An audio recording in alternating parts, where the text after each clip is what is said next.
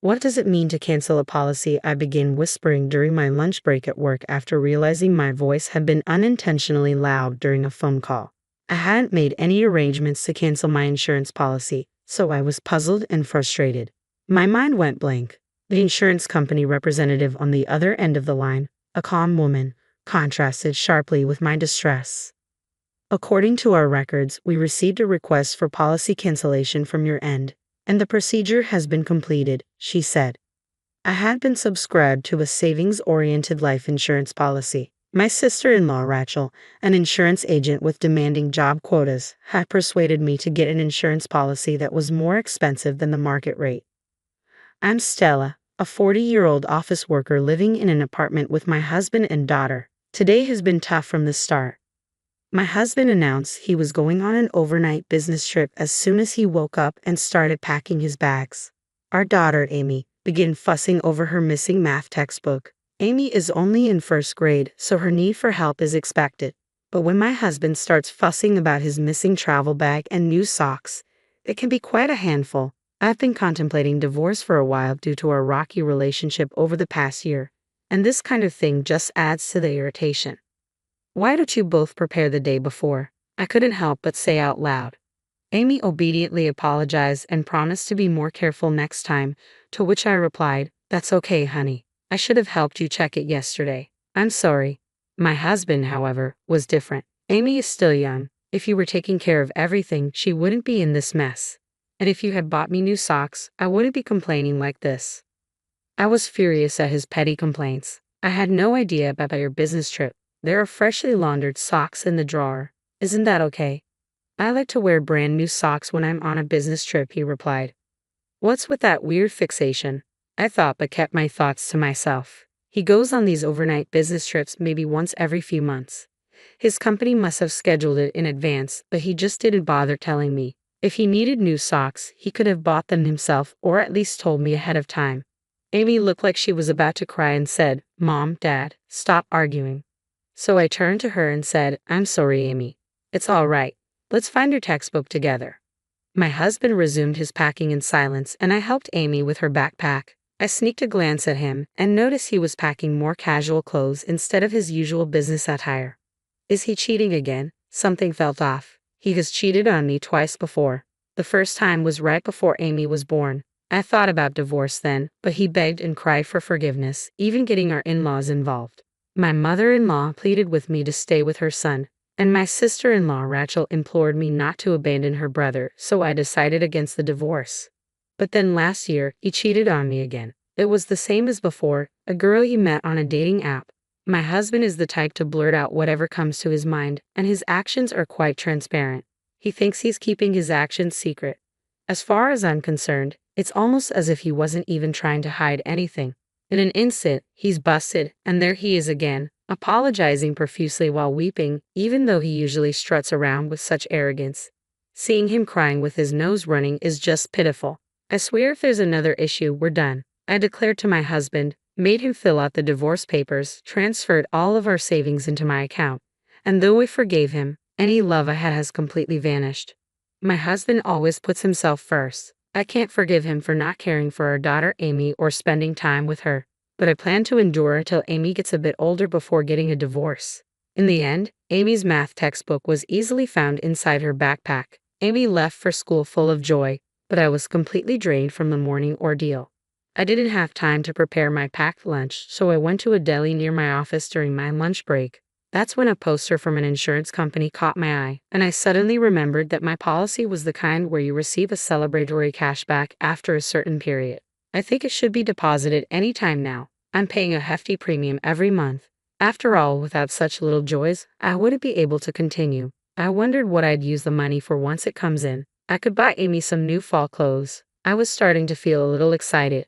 With a spring in my step, I dropped by the bank to update my passbook and found that not only was there no celebration money, but this month's insurance premium hadn't been deducted yet. That's strange. Isn't the premium supposed to be deducted the same month I received the bonus? Initially, I was simply baffled, but recalling my husband's shady actions this morning, I had a bad feeling and decided to call the insurance company. It turns out Rachel, my sister-in-law, was off for the day.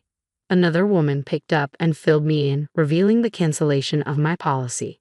She said the cancellation fee had already been paid, but I didn't see any such deposit in my account. The lady on the phone kept insisting that all paperwork was in order and that the insurance company had done everything by the book. It would be a huge issue if the policy was canceled without my consent. It felt like she was indirectly implying that the insurance company wasn't at fault. Let me make this very clear. I had absolutely no intention of canceling my policy. I'll check with Rachel and my husband, but you at the insurance company better confirm with Rachel too. I stuck it to them and then hung up. Before I knew it, lunch break was almost over. I didn't even have time to eat the lunch I'd brought from the deli, but my appetite was gone anyway, and I had other matters to attend to. I asked my boss if I could leave early, then I got down to completing the remainder of my work. I left the office a bit earlier than usual and immediately called my husband's cell phone. If he really was busy working and couldn't answer the call, that's just how it would have to be. Stella, why are you calling me? I'm at work. After a few rings, my husband picked up the phone, despite grumbling that he was at work. There was upbeat, merry music playing in the background. I wondered why my husband thought he wouldn't get caught. This is absurd. I'm sorry about that. Hey, my life insurance was canceled without my consent, and there's no cash value. Do you know anything about this? I'm thinking I might have been scammed, and I'm considering going to the police. What? The police? What the hell are you thinking? It was me, okay. I had suspected it was the work of my husband and Rachel, so I exaggerated my claims. My husband was startled and immediately confessed. I was somewhat relieved, but my anger began to rise. Oh really, it was you? Where's the cash value then? I used it to support my mom. Support? Did something happen to my mother-in-law? Did she suddenly need money? No, she just said she wanted to take a family trip to the holiday resorts every now and then. A trip? I was surprised at the unexpected words. You canceled my life insurance without my consent for something like that. You used it for travel expenses. The business trip was a lie. Yeah, I'm the beneficiary, so I don't see a problem. We're all going to stay in a luxury hotel. I'm in the lobby right now, and there's an amazing chandelier. Maybe he thought it was okay to open up because he got caught already. My husband bragged in an excited tone. What the heck? I have a complaint. I have a lot of complaints. Why did you cancel without my consent? I'm the one paying the premium for my own salary, right? You guys should be able to afford your own travel expenses. Oh, shut up. After all, if something happens to you, I'm the one who gets the money, so it's my money. You're healthy and you're not going to die anytime soon. You can just take out another policy.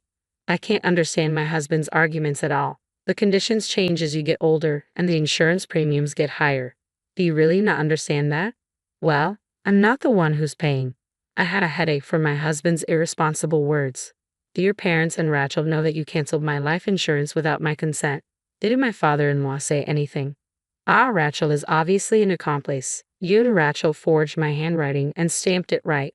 Well, yeah, my mom and dad were happy and said it was a good idea. After all, you're the one holding all our money, so it's all your fault. I want to take a break and have some fun once in a while. It's okay, right? We came on a family trip and everyone's happy. The family you're talking about includes your father, mother, and Rachel, right? Why aren't Amy and I included? Isn't your family Amy and me? Insurance is for emergencies, and I'd be happier if I didn't have to use it. Shouldn't you consult me first if you want to support travel expenses? Because you would definitely say no. You and Amy are always together, so it's okay to be with the family for a change. And besides, Rachel said she wanted to take out a new life insurance policy for you, so they thought it was like killing two birds with one stone. That's just for you guys, huh? Unbelievable. You don't want to admit something because it's considered bad. What an excuse. Aren't you embarrassed behaving like grade schoolers? You're making me not want to talk by getting angry like this. What a pain in the ass. If you keep up this bickering, I wouldn't mind getting a divorce. I bet you couldn't pull it off. Perhaps emboldened by being in a tourist spot, my husband sounded more assertive than usual. Understood. I hung up the phone. Brace yourself. I'll get back at my in-laws and my husband for all of this, I murmured to myself. My patience had reached its end. My husband had been underestimating me because I'd always forgiven him, even though he kept threatening divorce. I had thought my in-laws were normal people and Rachel wasn't a bad person, despite her insistence on pushing for a high life insurance policy. But normal, sensible people wouldn't unilaterally cancel their daughter-in-law's life insurance and misuse the money. This is what I get for marrying into this family. I'll cut them all off. I immediately headed to the court. I always kept the divorce papers my husband had filled out in my bag like a talisman. I submitted the divorce papers right away, then picked up my daughter Amy from an after-school program. On our way home, I told Amy about the divorce. Amy was surprised, but after explaining carefully, she accepted it. When we got home, Amy asked, "So Dad isn't coming back home anymore?" "Your dad won't be back tonight because he's on a business trip. We're getting divorced, so we're going to live separately, but we still need to prepare for that. Then let's start packing right away. Hurry." "Huh? What's going on?" "Well, you're breaking up with Dad, right? You don't have to cry anymore. I don't like him because he's always mad." "Wait, Amy, did you always try to stop us from fighting because you didn't want me to be sad?" "Of course. I had intended not to divorce for Amy's sake, but it seems she had been putting up with the situation all this time. The reason why Amy was always trying to intervene in our fights was simply because she was worried about me. Dad never plays with me, even on his days off, and he tells me to go away whenever I talk to him. He only uses me when he wants to say something mean to you, like this morning. I've always been sad because I love you, Mom." Amy smiled slightly. Her smile pierced my heart. My husband, who was selfish and always prioritizes himself, had been seen through not only by me but also by Amy. And it seems Amy had had enough of my husband. It was heartbreaking to learn of Amy's true feelings in this way, and I felt like crying. "I see. I'm sorry, Amy. I've made you go through a lot. From now on, it's going to be just the two of us. But I'll take good care of you. I really love you." Yay! I vowed never to let Amy be sad again. While Amy was doing her homework, I kept myself busy by reaching out to a lawyer, searching for realtors and movers online. Then I contacted my parents. When I explained the situation, they told me to come back home right away. Amy didn't have to transfer schools.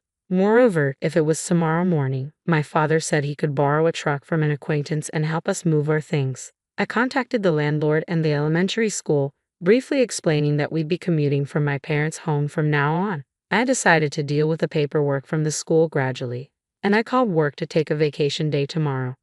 I wanted to get most things done before my husband got home. The next day, my parents came over and we quickly moved our stuff to my parents' home. Everything was done before my husband got home, and only his belongings were left in the apartment. I left a note saying, "We are divorced. We are now strangers," and left the apartment. When my husband came home and realized we were gone, he would undoubtedly be stunned.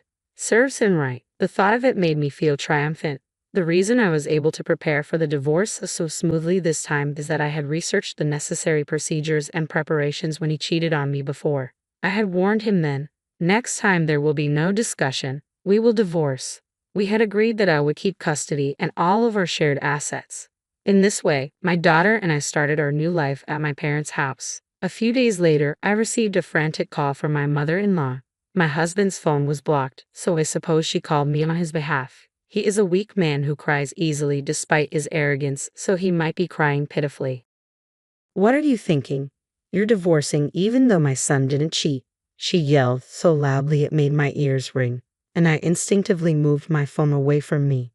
"Hey Stella, it's not too late. Apologize to my son right now. He's been crying because he's hurt. Aren't you embarrassed, making a big fuss over something like this?" "Huh? Apologize? Me? Why?" I couldn't comprehend her words and found myself blurting out, "Who are you?" "Huh?" She probably didn't expect such a response from me. She stopped speaking abruptly. I was surprised by my own words that just slipped out.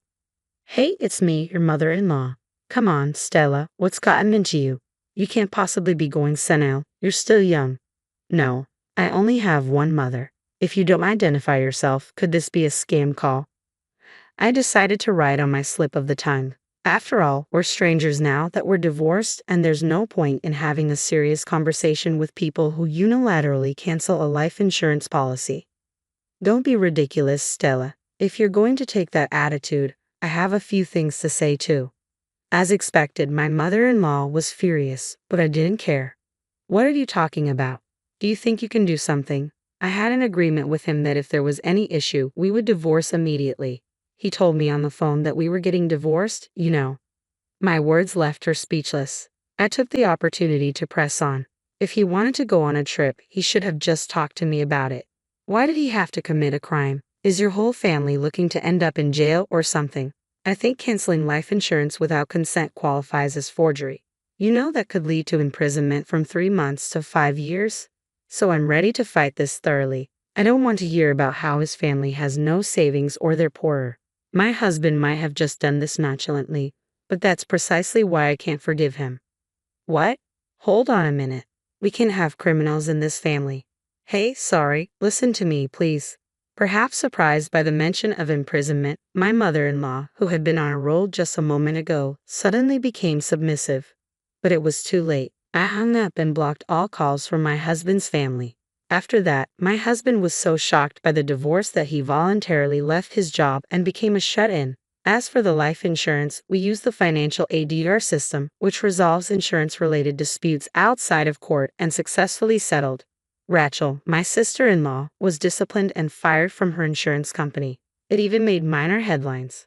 Because of this, the in-laws became the talk of the town and were shamed by relatives, being told things like, "You have no common sense and have some shame."